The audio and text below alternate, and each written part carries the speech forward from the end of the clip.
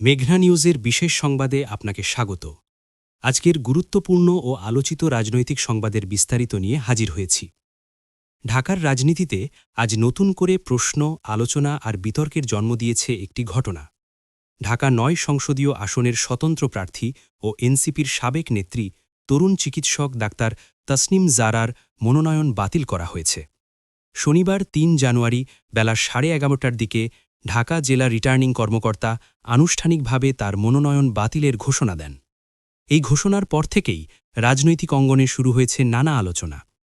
নির্বাচন অফিস সূত্রে জানা গেছে, ভোটারদের স্বাক্ষর সংক্রান্ত জটিলতার কারণেই ডাক্তার তাসনিম জারার মনোনয়ন বাতিল করা হয়েছে।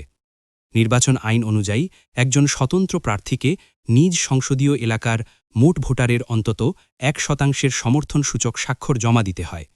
সেই স্বাক্ষর যাচাই বাছাইয়ের সময়ই সমস্যার কথা জানায় কর্তৃপক্ষ।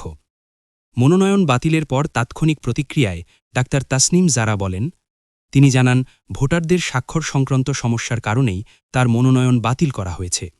তবে তিনি হতাশ নন। বিষয়টি নিয়ে তিনি নির্বাচন কমিশনে আপিল করবেন এবং ন্যায় বিচার পাবেন বলেই আশা প্রকাশ করেন। উল্লেখ্য, এর আগেই ২৯ ডিসেম্বর রাজধানীর সবুজবাগ থানা নির্বাচন অফিসে সশরীরে উপস্থিত হয়ে মনোনয়ন মন্ত্রণাপত্র জমা দিয়েছিলেন ডাক্তার তাসনিম জারা।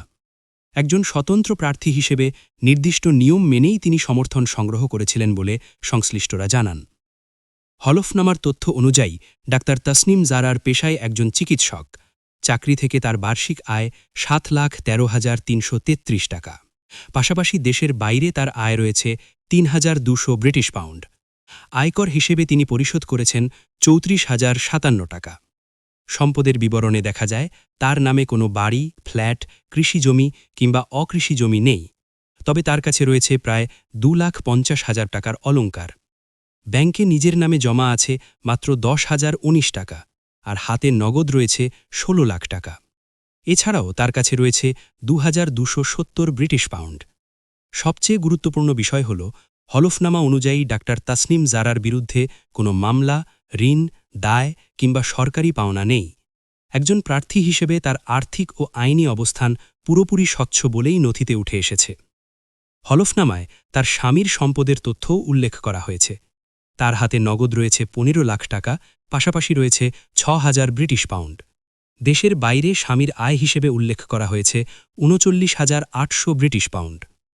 ব্যক্তিগত তথ্য অনুযায়ী ডাক্তার তাসনিম জারার জন্ম ১৯৯৪ সালের ৭ই অক্টোবর। তার সর্বোচ্চ শিক্ষাগত যোগ্যতা এমএসসি। তার বাবার নাম ফখরুল হাসান, মায়ের নাম আমিনা আক্তার দেওয়ান। বর্তমানে তিনি রাজধানীর খিলগাঁও চৌধুরীপাড়া এলাকায় বসবাস করেন। একজন তরুণ, শিক্ষিত এবং পেশাদার চিকিৎসক যখন সরাসরি জনগণের প্রতিনিধি হতে চান, তখন তার মনোনয়ন বাতিল হওয়া শুধু একটি ব্যক্তিগত ঘটনা নয়, এটি নির্বাচন ব্যবস্থার স্বচ্ছতা ও অংশগ্রহণ নিয়েও বড় প্রশ্ন তৈরি করে। এখন সবার দৃষ্টি নির্বাচন কমিশনের দিকে।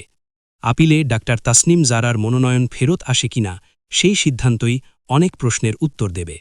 দেশের গুরুত্বপূর্ণ রাজনৈতিক খবরের সঙ্গে থাকুন আমাদের সাথেই।